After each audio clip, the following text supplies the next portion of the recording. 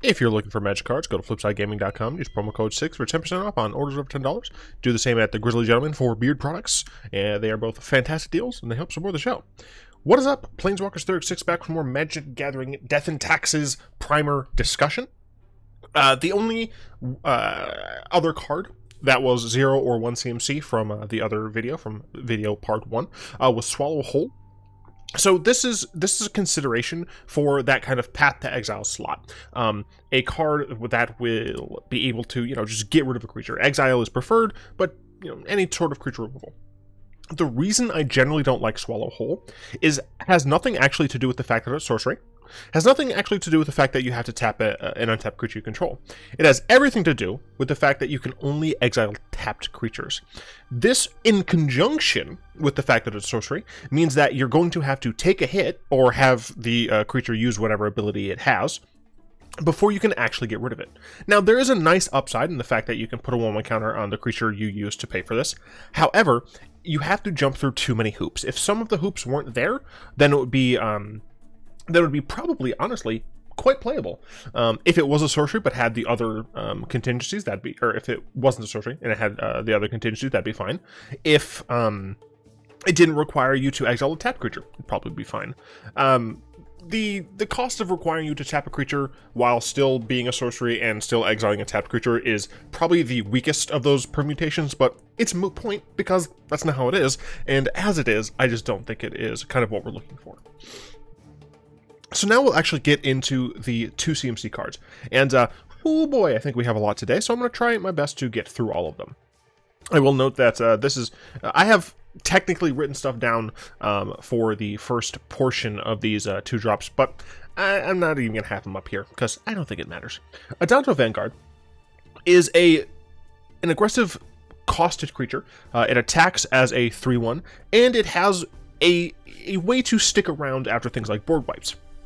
That said, the creatures that we usually have on 2 CMC do more, and they do more in a controlling way. As I said in the first part of the series, we are a controlling deck, and Untitled Vanguard is definitely a more aggressive card. You can theoretically get away with, as I said the other day, playing a more aggressive style, but that is not what I tend to do, and that's not what I tend to see most other people do. So Untitled Vanguard typically is not something I consider. Speaking of removal, Angelic Ascension is a 2-mana instant. Exile target creature or planeswalker. It hits planeswalkers. Its controller creates a 4/4 white angel creature token with flying. That drawback is huge. I should say, and I think it is important to note, that technically speaking, you can use this on one of your own creatures, technically, or planeswalkers, to not truly evade removal, but to kind of circumvent the fact that you'd be down a creature, or a permanent in play. Your opponent can, shoot your Thalia with a Heartless Act. You say, oh no, I have 3 mana and this card, and I really want to, kill my opponent next turn. I'll Angelic Ascension my Thalia, and then you have a 4/4. Cool, but you don't have the taxing effect anymore, yada yada yada, and you still used a card. So with that out of the way, how does this actually perform as removal? Poorly. Death and Taxes is full of small creatures. Even if you have a Conjali Sunwing in play, you're still going to suffer from the fact that they get to untap with a big angel, essentially cutting you off from being able to hit them. You'll really just need more removal to deal with the angel. So this card is just not where it's at. And I think I can kind of understand where Wizards is trying to take this. Wizards obviously sees that they need to have white wants removal like this, but not this. If it couldn't hit planeswalkers and instead just gave a 2/2 bear, preferably it wouldn't have flying, but even if it had flying, having this not target planeswalker, still be instant, still exile, but instead they get a 2/2, that would be leagues better. You're removing some of the flexibility, but you're also making a creature that Death and Taxes can actually deal with. And obviously this isn't for Death and Taxes, but come on, it's not even close. Apostle Purifying Light is a good old-fashioned pro-black creature. You can technically have this in the sideboard if you're coming against a lot of black.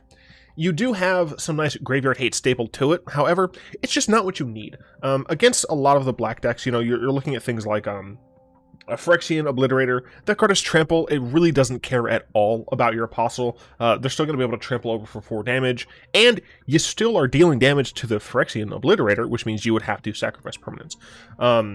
So the way this works doesn't really help. This is nowhere near a core Firewalker, which I'm realizing I would absolutely love to come to Arena. But even though this has some utility, and it has, you know, pro-black, blah, blah, blah, it doesn't have an evasion. We have better tools to deal with graveyards. It's just not really what we're looking for. I am going to go ahead and show off Core Firewalker, because this card is awesome. There we go. It's a 2-mana 2/2. Protection for red. Whenever a player casts a red spell, you may gain a life. It's awesome. It's great against red, but that's not what we're here. Bounty Agent. Bounty Agent is interesting. It's a 2-mana 2/2. It's a bear. Has Vigilance, which is awesome. You can tap to sacrifice it. Destroy target legendary permanent. That's an artifact, creature, or enchantment. This would theoretically allow you to deal with Forsaken Monument. There is the... I think that that 5-color shrine is legendary, but I could be wrong. If the 5-color shrine is legendary, cool, you can hit that as well. And then, of course, you have a bunch of different creatures that you can deal with. The issue is the density of that in the metagame, right? If you don't have a certain density of these legendary cards, Bounty Agent essentially just becomes a 2/2 bear with Vigilance. When Cathis combo was more prevalent, Bounty Agent would honestly be fine. If Forsaken Monument comes to a point where that's super prevalent, I can see an argument for playing with Bounty Agent, but the fact that Bounty Agent can't hit Planeswalkers is really annoying. Yeah, I mean, that's pretty much it. Charming Prince is valuable. I've played this in several different varieties of Death and Taxes, and this does an okay impression of a Flicker Wisp. Obviously, Flicker Wisp has the added value of hitting your opponent's things, and it has the value of being able to flicker literally anything that is on the field. But what Charming Prince lacks from Flicker Wisp's utility, it gains some other utility. Besides the fact that it costs 2 mana instead of 3, for what it's worth, it doesn't fly and it only has 2 power, but it does have 2 toughness. You have the choice of scrying 2 or gaining 3 life, in addition to that slow flicker of a creature you have. The scrying 2 can be very beneficial in essentially every matchup.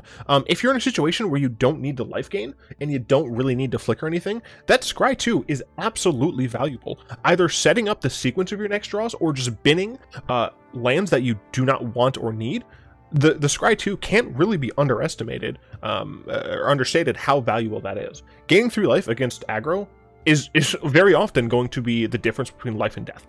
If you're, you're going up against essentially a mono red burn deck, for what it's worth, mono red burn is a lot easier for this deck to deal with because you have cards like Thalia that are just making it so their sequencing is a lot worse. But let's say it's not actually a burn deck. Let's say it's a more of a mono red deck wins. They play more creatures than burn. That 3 life plus the blocker is potentially a whole 6 life swing, and 6 life is enough to have your opponent run out of gas or for you to stabilize. And then, of course, you have the ability to reset your meddling mages, get more uses out of your militia buglers, get more uses out of your Knight of Autumn. If your creature has an enchantment on it that makes it so it can't do things, you can flicker it, and bada bing, bada boom, it's now reset. So it's very nice. It's very helpful. It doesn't have flash, which is asking for too much. But this card is very strong. A part of me wants Aether Vial to be on Arena. Another part of me says, no. I think that would make Merfolk and humans way too strong. While yes, it would help Death and Taxes, I don't think it's worth it to deal with that, especially since Charming Prince would probably go in that deck because it's a human. Charming Prince is great. Very possibly, most builds are probably going to want an effect like that if they aren't using some of the other cards that we'll see later. Containment Priest is a 2-mana 2/2 flash. This card in, I think, Legacy is where it was like first used because it was initially a commander card. It was used in Death and Taxes to essentially say, haha, to, I think, sneak in show, as well as Reanimator, right? You flash this in, it's like, haha, you try to put this thing in here, nope, it gets exiled, goodbye, go away. However, in Historic right now, there aren't a ton of things that this is really going to hit. Of course, it doesn't hit non-token creatures, so, or it doesn't hit token creatures, so you're not getting any, like, what is the word I'm looking for? Something damage. Collateral damage. You're not getting any collateral damage with your Containment Priest. So what does it really hit? It doesn't hit Uro, because Escape, you are casting the cards. It technically hits Flicker, but you're not seeing much of that. So it really doesn't hit much. If we do see more Reanimator, because there are technically Reanimator decks, if we see more Reanimator decks, then I can see this becoming a decent sideboard option. But as of right now, there aren't too many ways, or too many places that this is needed. I should mention, I did forget one glaring example, Collected Company. If you're playing against a lot of Collected Company decks, absolutely reasonable to have this in the side. Daxos, Blessed by the Sun. Hey look, it's life gain, and it's in white. If we're playing the mono white version, this card has a pretty big ass. And you want them to have big butts when you're going against decks where you need the life gain. If you're looking for life gain, Daxos is pretty decent for you. That's pretty much it. Devout Decree is not Celestial Purge. This is a sorcery. Exile target creature or planeswalker that's black or red, and you get to scry. You get to scry. For those of you who don't know, this is Celestial Purge. I can type. This is Celestial Purge. 2 mana. Instant. Not sorcery. Instant. Exile target black or red. Permanent. Not creature or planeswalker. We can hit enchantments, artifacts, Koth Embercleave, and we can do it at instant speed. Why Wizards decided to say F you to the white players by giving us this garbage, I will never understand. If we had Celestial Purge, I would say, if you're in a meta where red and or black are relatively prevalent, absolutely play this card on the sideboard. It's fantastic. Devout Decree is not absolutely fantastic. Not only is it limited in what it can actually hit, it's a sorcery. And for what it's worth, it's not a creature. It doesn't hit everything, so it's whatever. Drannith Magistrate.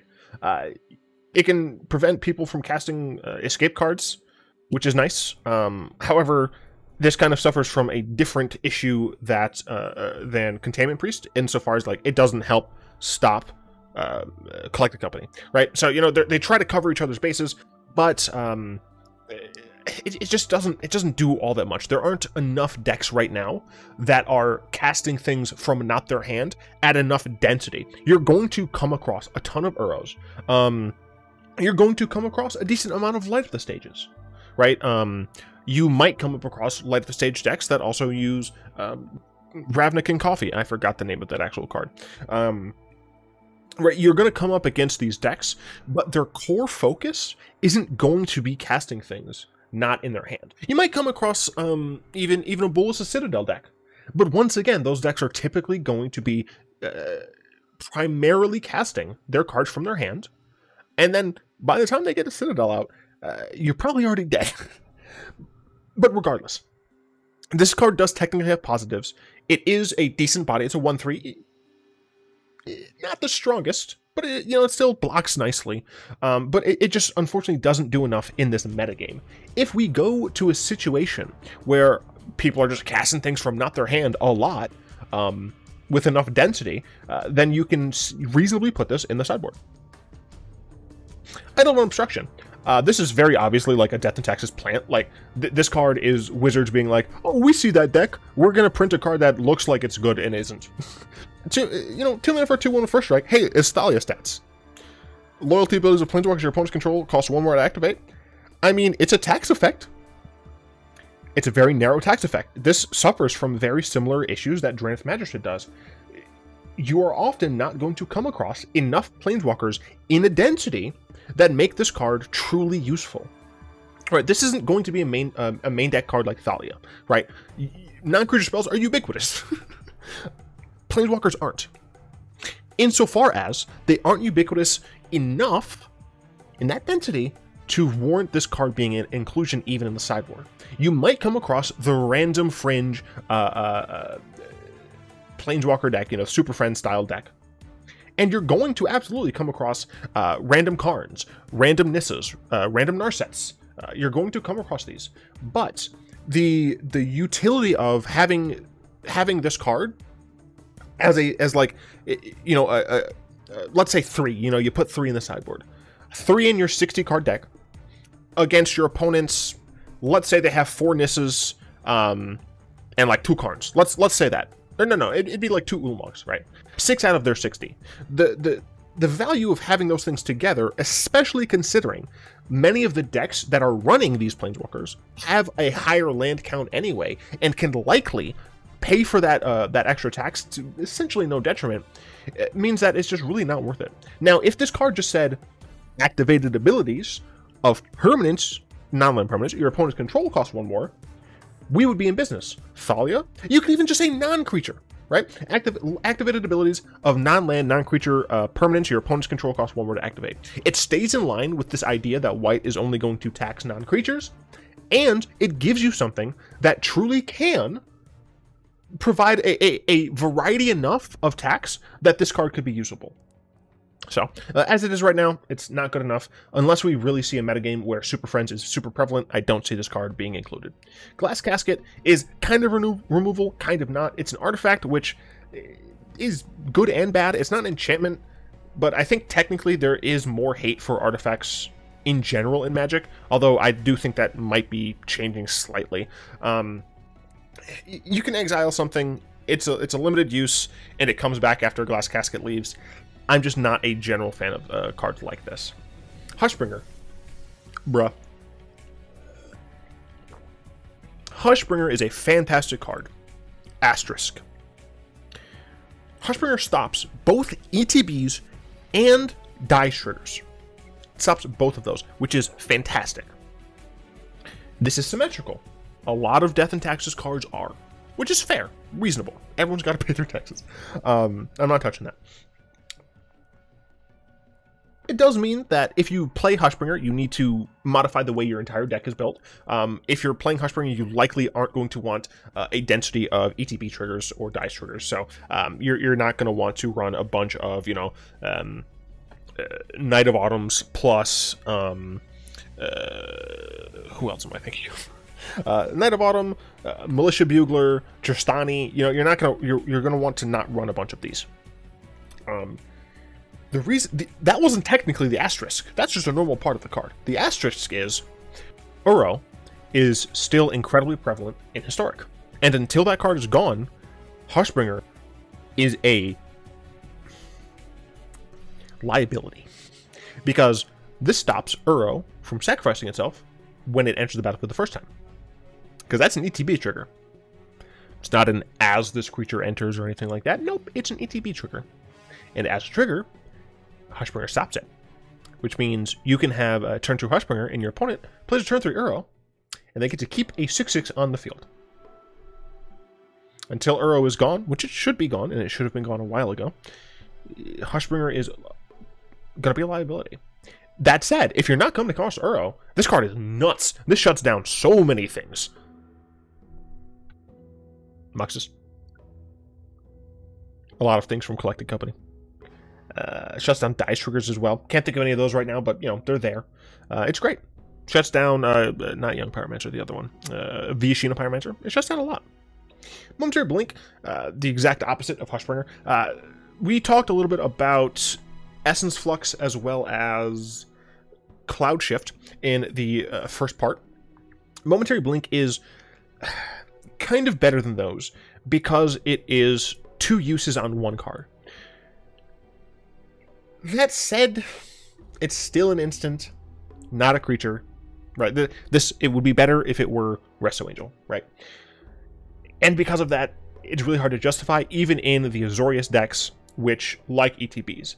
I actually don't run Momentary Blink. I have an Azorius ETB Death and Taxes.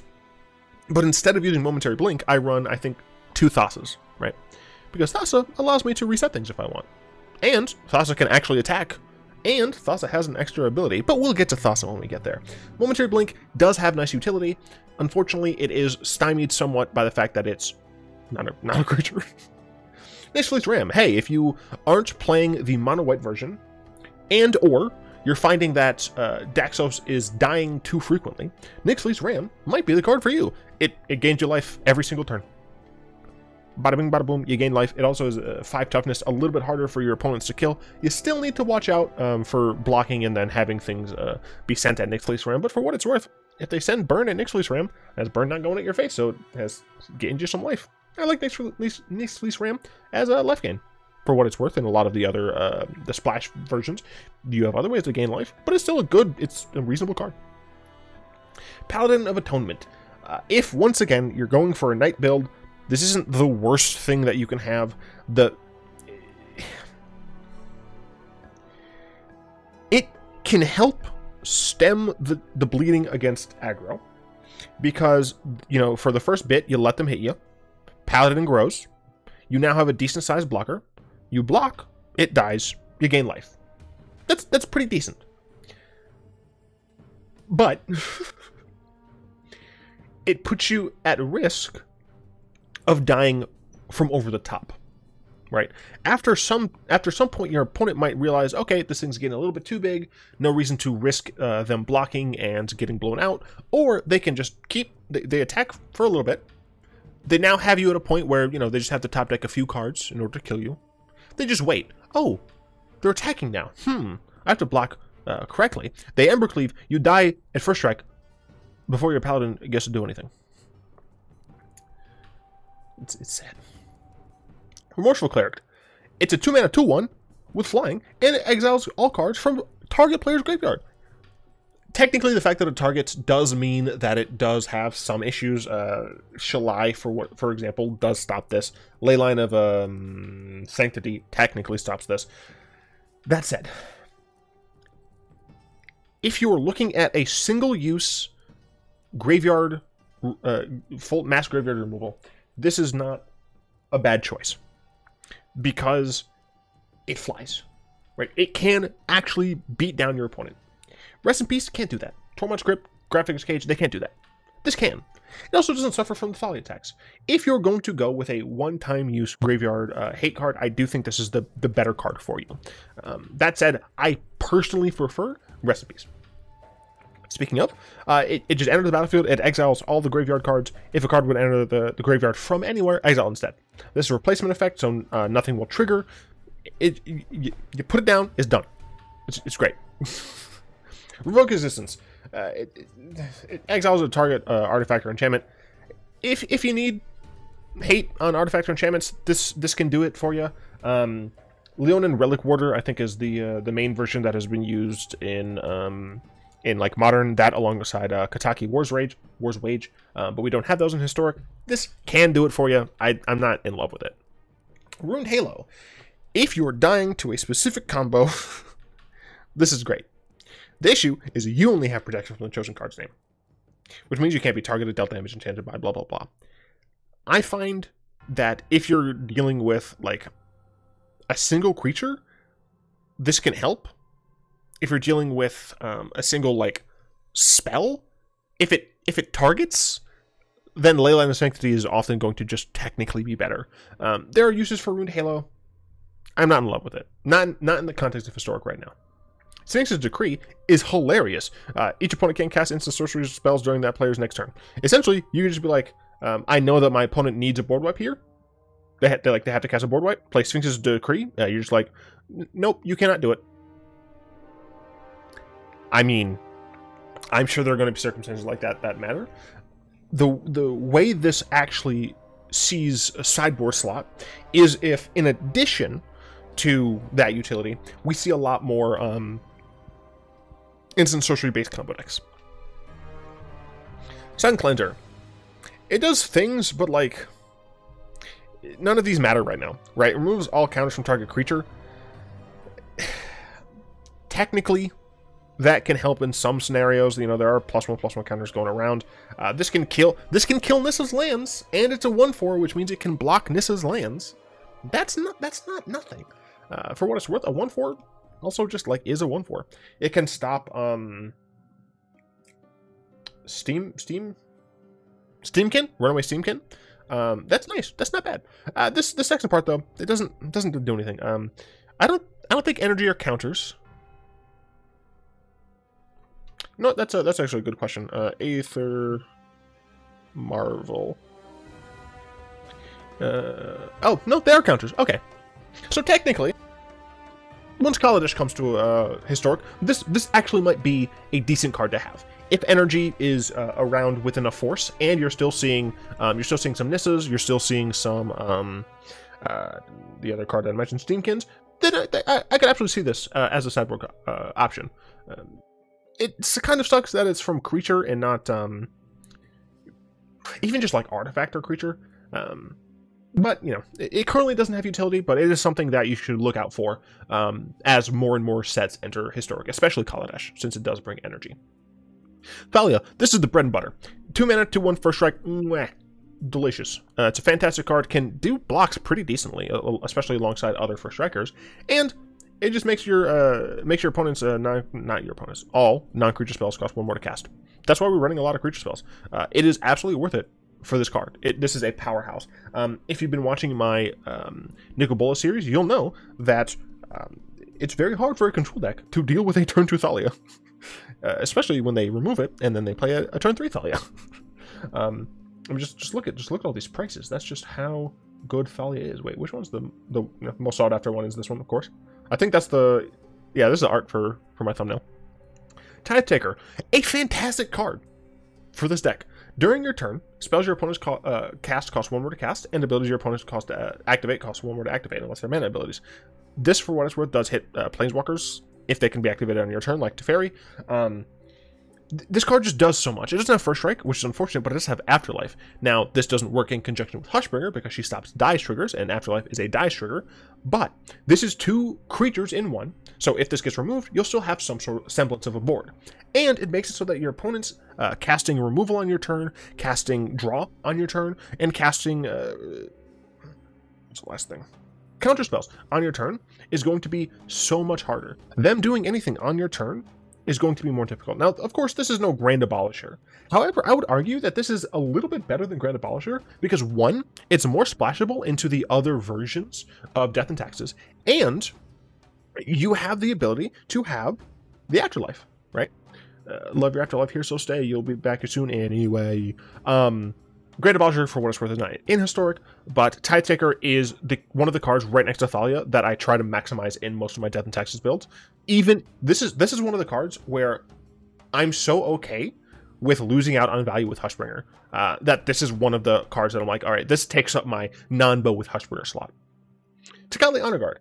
If you want to have the same effect of Hushbringer, but you want to run more Dice triggers, then Honor Guard is what you're looking for. This doesn't fly, it doesn't have lifelink, but it does have 1 extra point of toughness. Not actually a good trade-off, but the nice trade-off is the fact that you can still get this nice ETB shutting down while being able to have some dice triggers. You know, if you're running things like Luminous Broodmoth, if you're running the demon, the black enchantment demon that pretty much does the same thing, if you're running a lot of Afterlife, if you're running things like that, then Takali Honor Guard's good. Asterisk. Once Uriel's gone. I think I went too far. Atomic Distinguished Advocate. It's a 2/3 flyer. It's pretty nice. Lands on the battlefield and in the graveyard can't be targeted spells or abilities your opponents control. I mean, that's nice. This technically does help against Nissa. And technically, your opponents not being able to play lands from graveyards is helpful against some fringe decks. But it doesn't do a ton. If there was more land targeting by your opponents, if there were more land playing by your opponents, then this would be a little bit better. It's not bad, it's just not very splashable. And it is a legend, so we can't have duplicates of it on the field. One thing that you should note is that this is just by your opponent, so you can still target them with land destruction. But yeah, unfortunately, Not the best. Getting into these splash colors, Aether Gust. I had to include it because I'm trying to be as thorough as possible. Aether Gust, it technically hits red and green things. Is not what we're looking for. This ain't it, Chief. Cerulean Drake is a pretty decent sideboard card in the Azorius deck for red, since we don't have Core Firewalker. This is flying, so we can hit them in the face if you want. It has protection from red, which means it can block red creatures all day long, and it won't be removed. And you can sacrifice it to counter target spell that targets you. The interesting thing about this card is that it counters a spell that targets you, not just a red spell. So this doesn't just affect burn, this can affect a bunch of other things. If your opponent, let's say your opponent is playing red-white control, right? So they're running Settle the Wreckage, they're running Deafening Clarion, a lot of the removal spells are red, then Cerulean Drake is something that's going to be able to deal with those. It can sacrifice itself to get through a Settle the Wreckage, and it can just survive a Deafening Clarion. Obviously, the rest of your team aren't necessarily going to be able to do that, but Cerulean Drake has enough value. Oh gosh. Whew. That it's worth considering in your sideboard of the blue splash. Fickle Tip. It enters the battlefield and draws cards. If it becomes a target of spell, you can shuffle it in. This card is not as good as the green version of this card, which we'll get to near the end of this video. Or maybe near the middle. I don't remember how many multicolored cards we have. But the reason it's not as good is because of the fact that it is legendary. So we can't have multiple at the same time. Merfolk Twister, besides the fact that this card's mana cost is relatively prohibitive, because we might still want to be playing double white spells, it kind of does a lot of cool things. It's a flash creature, so we're able to do some shenanigans with it. And those shenanigans can just tap down your opponent's stuff at the end of their turn. It can tap it down before the end of the turn, so they can't attack profitably. You can wait until after they've attacked, but before you block. And you can get rid of, the text on a lord so that the rest of the creatures are smaller. You can trade more efficiently with it, yada, yada, yada. And then it can technically help you push through for damage. Obviously, if you tap them down on their turn, they're not going to be untapped for yours. But you can also just, if you top deck this, you tap down one of their best blockers, you attack. Either you have lethal or you've put yourself in a situation where their blocks are really poor. It's generally just a really nice card. Yeah, it's just hard to fit a bunch of these cards into the decks. Tail's End. We are a controlling deck, but we're not typical control. This card is really cool. I'd rather have something along the lines of Glendalindra Archmage, but if for some reason you need an effect like this, it exists. It's not a creature. Tetsugo Umezawa Fugitive. You might be like, what are you talking about? This creature... We're not playing walls. We're not playing walls. Thalia has 1 toughness. Aven Mind Sensor has 1 toughness. Renewing Mare, 1 toughness. This, 1 power. The 1/4 that we were talking about earlier, that has 1 power. Even though we're not really going to be using it, the Eidolon has 1 toughness. There are a ton of Death and Taxes creatures. Friggin' Hushbringer. A ton of Death and Taxes creatures that have 1 power or toughness. If you're looking to be a faster version of Death and Taxes, that is okay removing some of the taxing effect, and modify the types of creatures you're using to make most benefit out of Tetsuko, it's a reasonable choice. It does mean that you are essentially going to be potentially racing an aggro opponent. So hopefully you keep that in mind. For what it's worth, I've not actually built a version like this, but it is technically possible, and I wanted to make sure that you knew about it. One of the black versions of this deck that you can play is a discard version. I have been able to build this to some degree of success. That said, I'm inclined not to use this card because it's not a creature, and technically it exiles, which technically doesn't get you value from some of the other discard synergies that you'd have. Euphemia, sometimes she makes it into my the Hateful Eidolon version, sometimes she doesn't. Technically speaking, the majority of our decks don't make use of any of our like creatures when they die. So if you have a bunch of enchantment creatures, this card is like not terrible. It is flying. It hits them in the air for 2. It's a bit too cute. But if you're making the Hateful Eidolon version, this is a consideration. Black Cat. When it dies, an opponent discards a card at random. I've not used this one really because you have less control over when it triggers, but it is an option that you can use, especially considering this is a little bit better with Nightmare Shepherd. That's the card, because, you know, you have this die, Nightmare Shepherd's on the field, you bring it back, it gets to do its thing again. But for what it's worth, that's the same thing for, okay, it's not coming up soon, but for a rat that we'll get to. Blacklands Paragon, once again, with Knights, it has Flash. It's not doing a lot of Death and Taxes type things, but it technically has some tricks, and I figure some people would be upset if I've started talking about the Knights build, and I don't mention Paragon, because for what it's worth, it gives you Death Touch and Lifelink, so you can trade up. That's kind of Taxes-y, I don't know. Lord Artist. As I said in part 1, I've been trying to figure out how to do a Aristocrat's Taxes. It's very difficult. Because you still want the taxes to shine through. Like, you're not just trying to make an Aristocrat's deck, right? You're trying to make the taxes an integral part. So Blood Artist, I don't actually think is what you want. It's nice, but it's just an Aristocrat's card. Brain Maggot is another card that can go with Ephemia if you want to. It can just go with... It's kind of like Tidehollow Scholar, except much worse, because Scholar is a 2/2, and I think it's technically worded... I think it's worded so that you can get cool benefit out of it. Yeah. So this one's worded with these two being detached, so you can actually get benefit, similar to some other cards that we'll talk about on part 3. But essentially, Tidehollow Scholar is great. Brain Maggot is not. It's an option, but it's not good. Burglar Rat is, if you're going for the discard Death and Taxes. Being able to just kind of have some ETB cards that are just like, I'm going to nibble at your brain. You're going to have fewer options to cast per turn, and the options that you do have are going to cost you a little bit more because I have things like Thalia, I have Vryn Wingmare. They're going to come in tapped because I have things like Archon or Kinjali Sunwing, right? These are why the discard strategy can potentially work. Cast Down. It's removal, but if you have the Black Splash, there's better removal. Dusk Legion Zealot.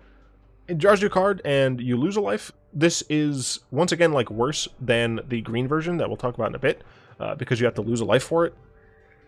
The black deck doesn't...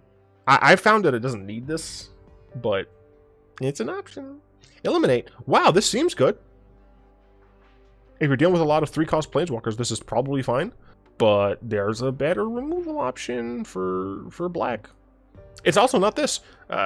We've seen a bunch of these things that have some pretty strict restrictions, but if you're playing black, there's a card that we'll get to once we get to the multicolor that's just better than these. They're still options, but in my opinion, they're not the best. Legion's End. Field of Dead's gone. No point in playing this. Field of Dead's gone. Mire's Grasp. This is the better piece of removal if you're playing the Hateful Eidolon deck. Otherwise, not the best. Noxious Grasp. It can hit Planeswalkers.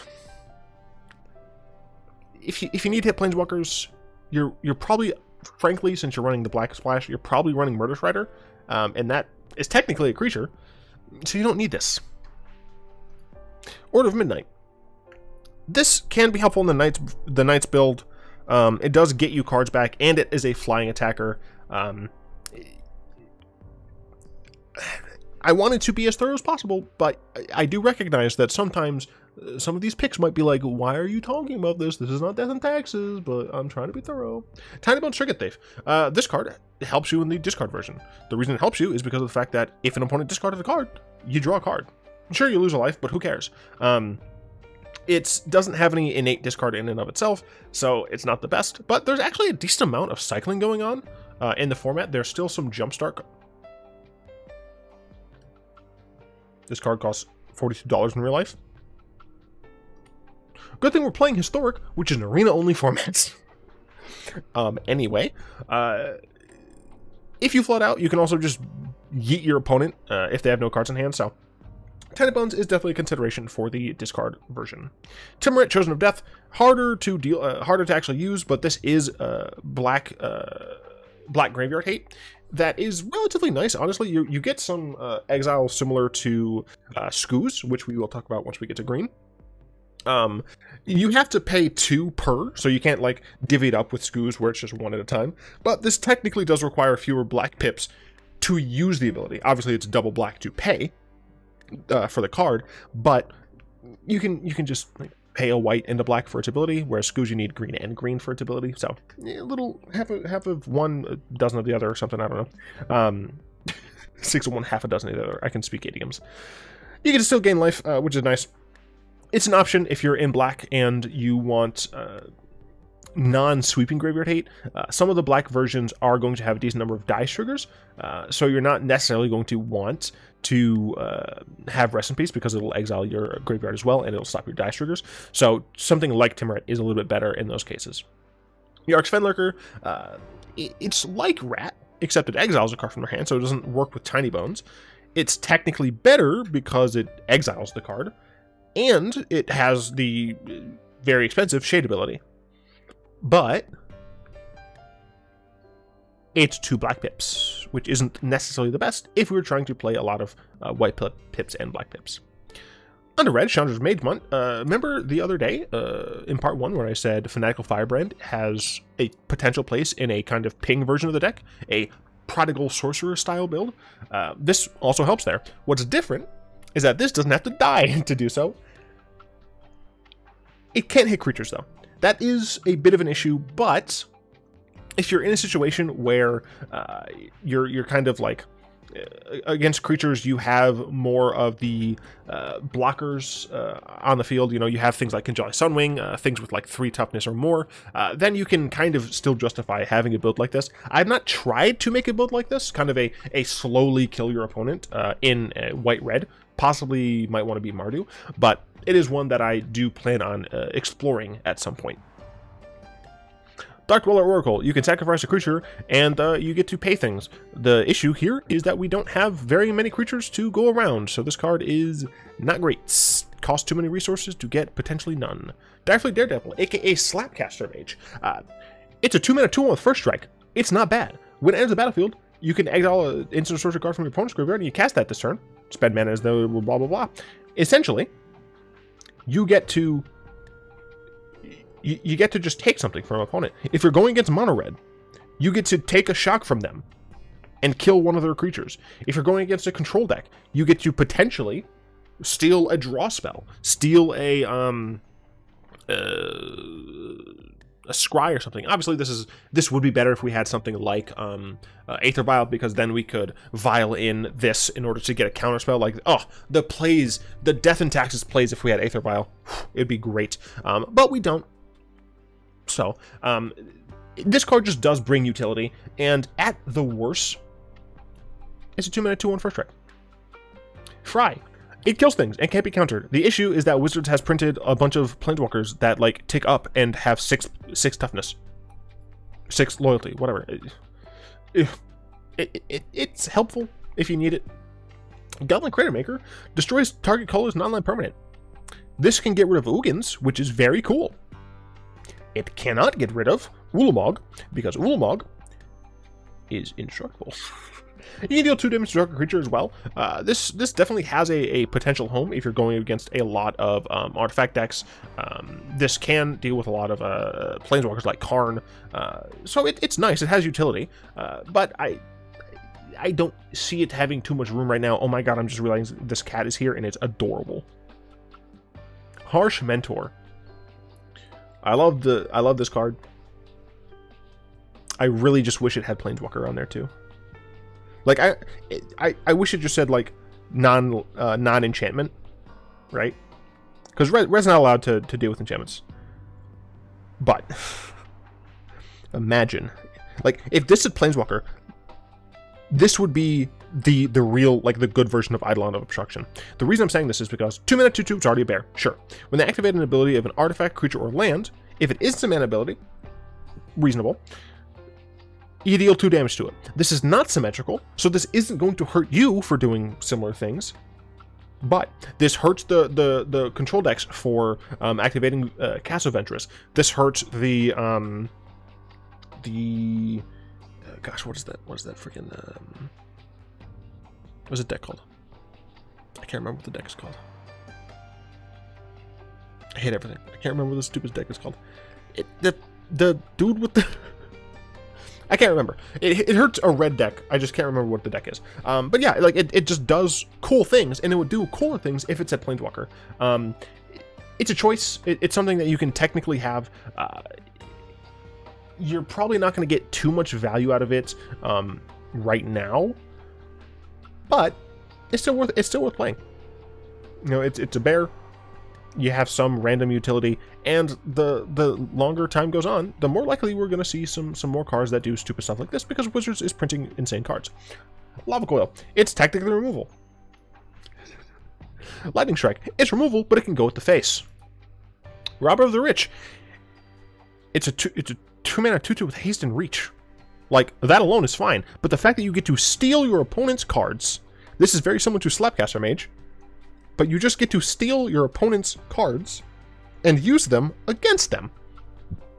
If you're going against a more aggressive deck, you can, well, as long as, of course, that your hand isn't as big or bigger than your opponent's, obviously, like, that's something that you have to consider. But you attack, you get, like, a shock from them, you kill their blocker, you get to do it again. Against control, you just get to steal their cards. Even if you don't get to use them, you still steal their cards. Especially if they're like scrying to set up the top of their deck. It's crisp. Bockard Troll, get into green. It's 2 green pips, which is very frustrating. It's a 3/3 and it can get hexproof. Sure, it's cool. It's nice. But it's a little bit more aggressive than we necessarily need. I mean, it's a decent beat stick, and it can give self protection. It's probably fine if you're looking to do like a nature in taxes. Destiny Spinner is great. I've used it in the sideboard of green in taxes because of the fact that it just says your creatures can't be countered. We don't play very many enchantments that aren't also creatures, but theoretically that does help. It's also just a 2-mana 2/3, which is nice. It has that extra ability of a land becoming an elemental. I essentially have never used that. I have, but I essentially haven't. But with the blue-white decks becoming more and more just like counter spells and wraths, if you have this and then you use something else that's coming soon, you're in a pretty good spot. Hey, look, it's the card that draws a card that's not bad. It's like Fibblethip and the Vampire, except it doesn't cost you life and isn't legendary. You can use it frequently. If you're playing a version that ETBs a lot, this is pretty good for you. Obviously, it's not the best because it's not doing any taxing, but it helps you get to your taxing elements and functionally makes it so you have a smaller deck. Fauna Shaman. If you're looking for a specific tax card, this is decent for you. You could theoretically have a sort of toolbox tax deck. I've not tried that before. I'm just realizing this frog is adorable. I've not tried that before, but it is something that you can use. At present, I don't think there's a variety enough for me to want to use this, but it is available. Growth Guardian. I like this card. It helps alleviate some of the issues that Death and Taxes can have, where it just runs out of gas, because you get to just keep using it. And it starts out with as a bear. It's just generally pretty nice, and if you're going for a version that has some synergy with +1/+1 counters, this helps a decent amount. I definitely like this card. It's more on the death side than the tax side, but it's still fine. Heroic Intervention, alongside Destiny Spinner, can give you like a really nice safety net, pun intended, against the control decks. This is not a creature, which is unfortunate, but it does make it so all of your stuff is hexproof and indestructible until end of turn. It essentially allows you to kind of just go all in against a control deck that doesn't realize that you have this in there. You're not going to play it all the time, but it's a sideboard choice. Incubation Druid. This is similar to the Lenora Elf and Gilded Goose from the previous video. However, this is different because it can grow. That said, we're still not trying to ramp very much, so eh. Merfolk Branchwalker. I like this card. I like the Explorer in a Death and Taxes shell because this can give you some, it's similar to Scry, right? It can give you some juice out of the top of your deck. That said, it's kind of random. You know, you might get a land, which is, ooh, cool, fine, nice. But you might just get something that you don't want, and you get rid of it, and then you get something you don't want. So obviously it's not perfect. I'm not saying that it should just give you everything you want, but it is something that you can consider. And once again, it goes decently with a kind of +1 counters Death and Taxes deck. This essentially is just, if you're playing a +1 counters Death and Taxes deck, this is another option. For what it's worth, this is not worth the slot in my opinion, in a deck like that, because it doesn't do as much as the others do.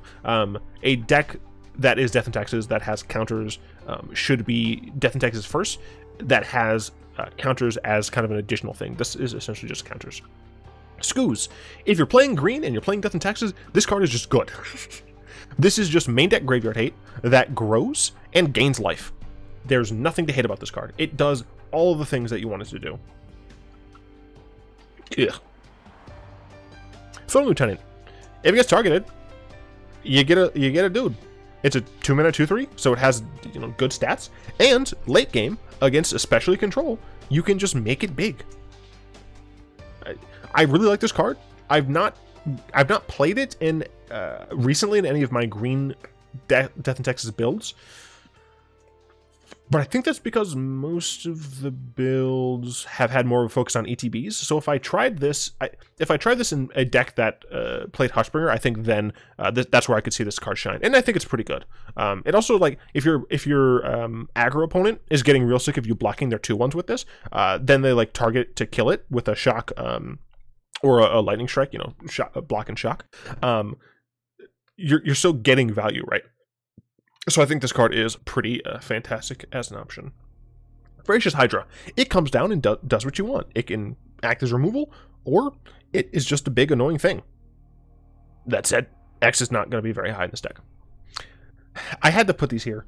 Alpine Houndmaster, as well as its two buddies.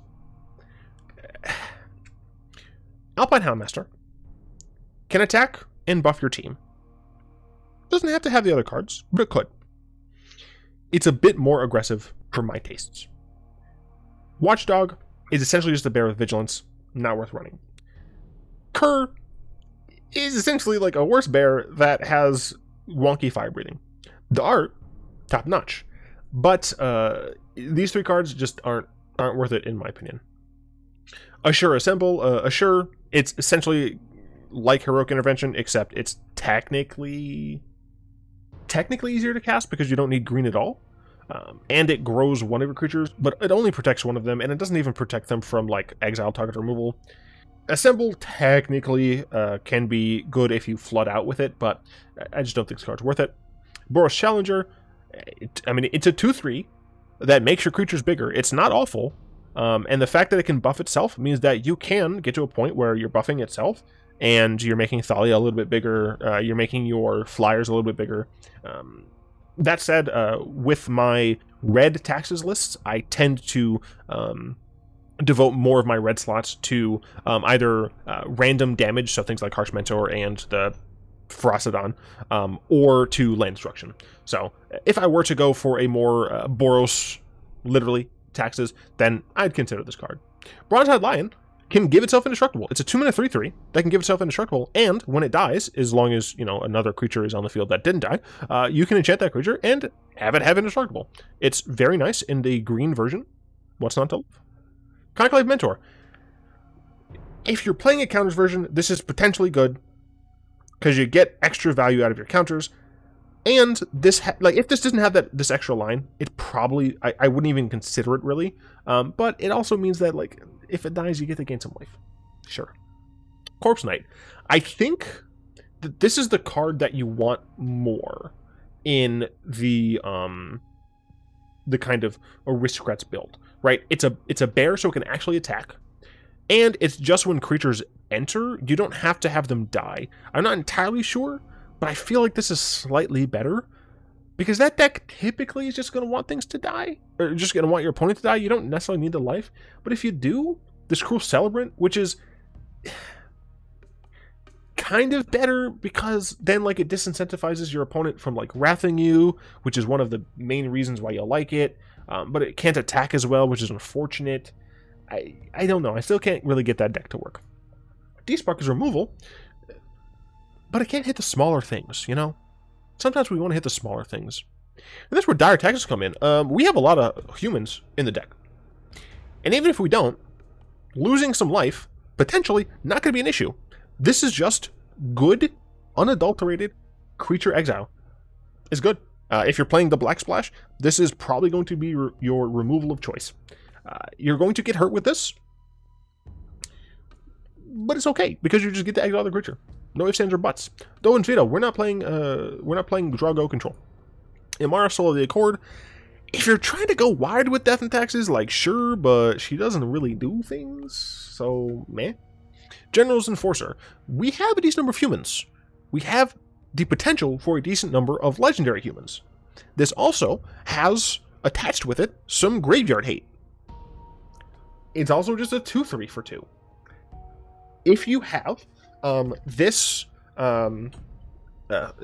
if you have Thalia, General Kudro, whose art's in the background there, if you have Tomik, hey, you're playing Amara, even. If you have cards like that, it's a reasonable thing to have in sort of a legendary and taxes deck. I might try to make that as well. Wildly's Raptor. It proliferates, but that's kind of all it does. It's a nice 2-mana 2/3 with Vigilance, but I don't love it, even in the counters version. Justice Strike. It's like Dire Tactics, but it's not. Because sometimes creatures have more toughness than they do power. And when that happens, it kind of is sad. That said, if you're looking for some removal in red that scales a little bit better, Justice Strike is kind of what you're looking for. Lavinia, Azorius Renegade. Your opponent is now not able to cast stupid things from Nissa. That said, your opponents are typically going to be casting... they're typically going to be playing a lot of ramps, so they're going to have a high land count anyway. You're often not going to see the Ugin decks run out Ugin a ton without, like, a lot of lands. Because Wizards just said, hey, you just get to put a bunch of lands into play. Whatever. That said, this is definitely an option. Meddling Mage. The reason you play blue.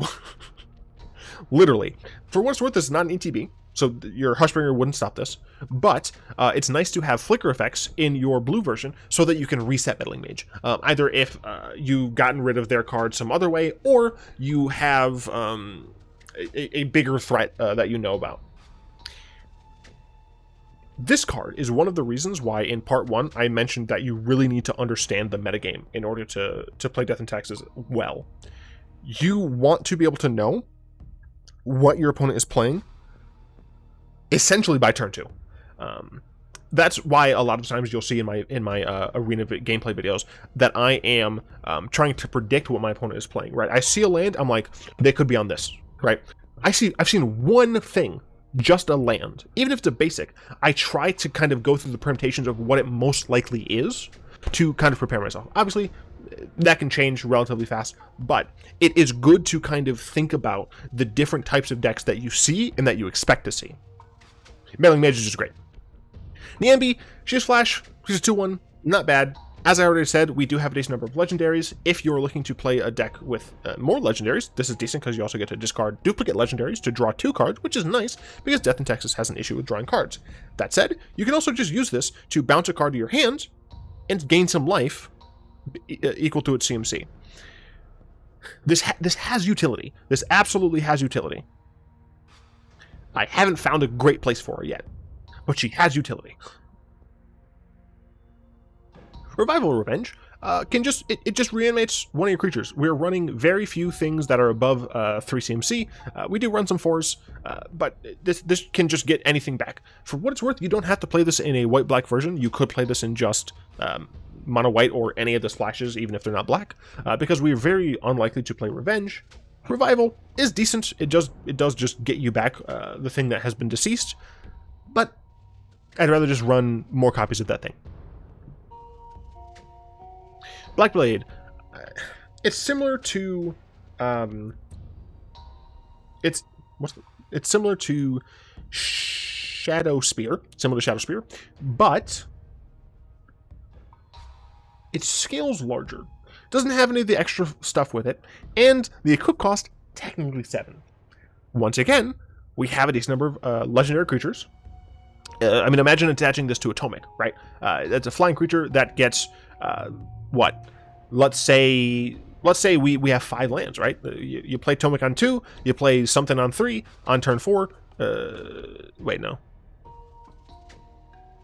Let's say you have 4 lands. Who cares? That's 6 power in the air, right? That's nothing to scoff at. Once again, though, if we had more that cared about the equipment, I could see this better. That said, if you're playing the legendary deck anyway, you might as well consider this. I'm absolutely gonna consider those decks. Damping Sphere. This is not the best. If Aetherworks Marvel does come back to historic with Kaladesh Remastered, then I could see this being used, because then you get to kind of shorten the Aetherworks, not Aetherworks Marvel, Aether Flux Reservoir. Sorry. Then you can kind of slow those things down. But this technically hurts Nissa, and it hurts Forsaken Monument. Sure, there are people playing those decks, but it's too narrow, I think, in this format. For now. Mazemind Tome. It's a good card. I love playing this in Grixis Control. It's not the best here. It's very nice, but this isn't really what we're looking for. Ratchet Bomb. If you're going against a lot of token decks, this is fine. If you're going against a lot of like 0 CMC, Tempered Steel decks maybe, a lot of 1 CMC, Cavalcade decks, this is okay. It's definitely it has use if you think that you're coming up against a lot of those style of decks. Then this is a reasonable choice in the sideboard. Sorcerer Spyglass. It stops planeswalkers. It stops other things as well. I prefer. Look at her hand. Activate the sources. The chosen name can't be activated. Yeah, I just prefer like Friction Revoker because it can hit people, but we don't have it in historic right now. This card's fine. It's fine. If there's some activated ability that you're really worried about, this can stop. This stops planeswalkers. That's essentially what it does. That's its whole goal. Lumeric Aspirant. It's the card that you play in the counters version, and this is like the only card that you should play that cares only about counters. This just beefs itself up, or it makes your Thalia more difficult to deal with. It's generally good, and I could see this honestly being in a non-counters version. That's how fast this can steamroll if you get it out early.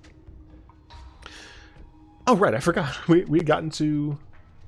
Yeah, with this, we go to the Zendikar cards. Sejiri Shelter is a choice here because of the fact that it can also be a land. Now, it does come in tapped, which is very annoying, but we're not playing very many 1-drops, so in the early game, we can kind of deal with this coming in tapped. It does give you give one of your creatures protection, but it does technically limit premium, and it's just not... It's not a creature, so it's hard.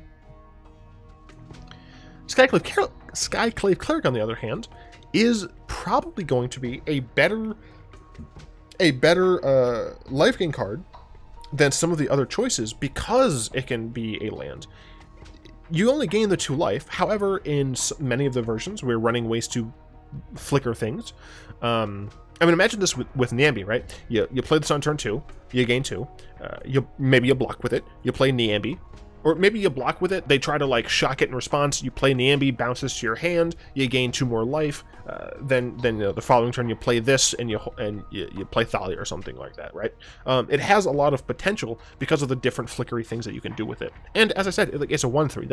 That's nothing to scoff at. It has value. Because it's so new, I haven't actually gotten a chance to play with this, but this is, I think, one of the ones that I'm looking most at. Kabir Takedown is removal.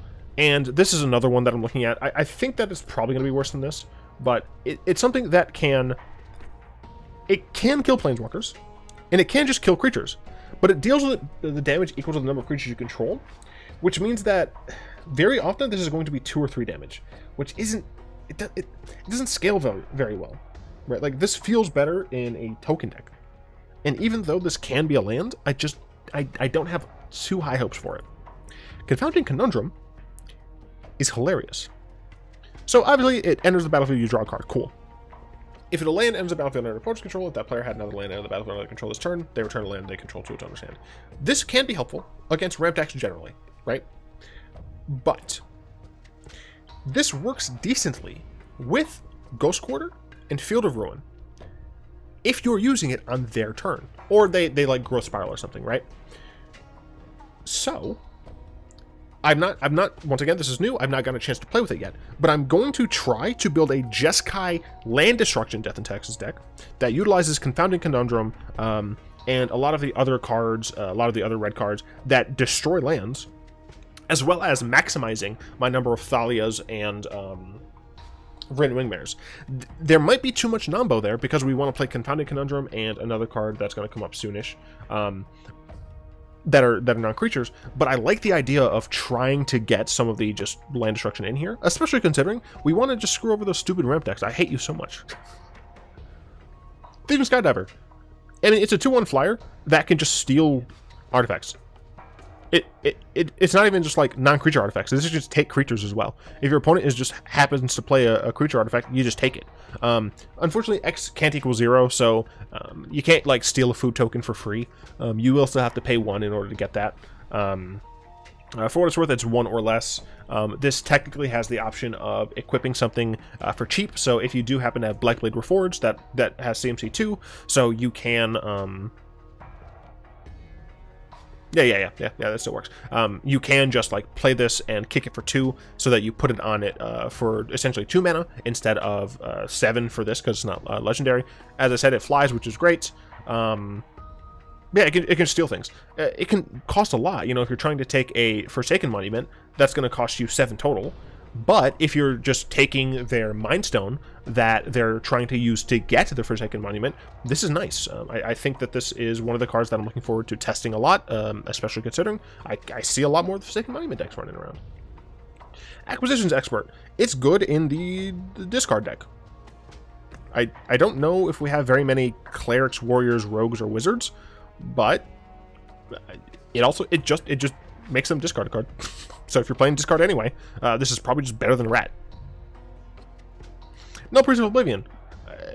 In the black splash of this is fine, right? This is a card that can just come down as a 2-mana 2/1 with Lifelink and Menace. It's a card that you're going to be able to attack your control opponent a decent amount in the early game. It's a card that's going to block against the aggro opponent in the early game, and then late game you can just get back one of your best creatures.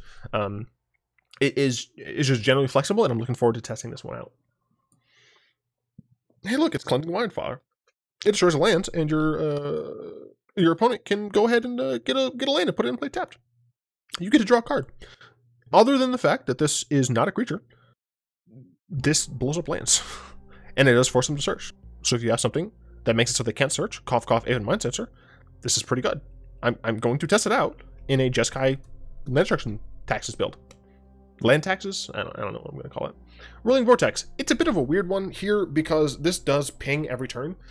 As I said, I might try a red-white version that's just a bunch of like trickle damage, and this would be pretty good there. Obviously, it does hit you, so you might want to have things like Nyxfleece Ram, although we're probably going to be playing Rampaging Ferocidon, which means that we couldn't gain life anyway, so I'm not entirely sure how that's going to work. This does technically have an extra ability of, you know, if your opponent is casting something, then you get to deal 5 damage to them, and then of course you can just make it so they can't gain life, which is hilarious against something like a life gain deck. But yeah, this is something that I would try to build around. I just haven't had a chance to yet. Inscription of Abundance. This does a lot of different things. This is most similar to something like Dromoka's Command. Of course, you can only choose one naturally for that 2 mana, but they are all pretty decent. You can make your creature bigger, which is nice because survive things. You can, if you really have to, just gain a little bit of life. Your creatures aren't going to be very strong, but you can gain a little bit of life, or you can just have something you control fight something else, and then of course you can do all of them at once, which is also potentially pretty nice. And then I think this is last to Tarjuru Paragon. It's a 2-mana 3/2. Like most of the time I've been talking about like 2-mana 2/2s, you know, just bears. You're not going to have a party Death and Taxes deck, I don't think. And I don't know how many Cleric, Rogue, Warrior, Wizards we have, but if you're playing a green splash and you can find enough still playable cards that fit these archetypes, then this card can give you some value there. So I figured I just want to mention that. And I believe that is it. Yeah, I just had to close that to make sure there were none after it.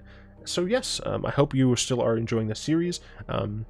If you do, it means a lot to me if you would like it and share it around. All that stuff is very important. I'd like to thank my lovely patrons, especially Fogwind, for the continued support. If you'd like to join all of them in supporting the show, all of the stuff that I do, you can find links to that in the description below. The description, in my opinion, is the best description in the game. And yes, like, comment, subscribe, all that good stuff. And of course, until next time, all will be one.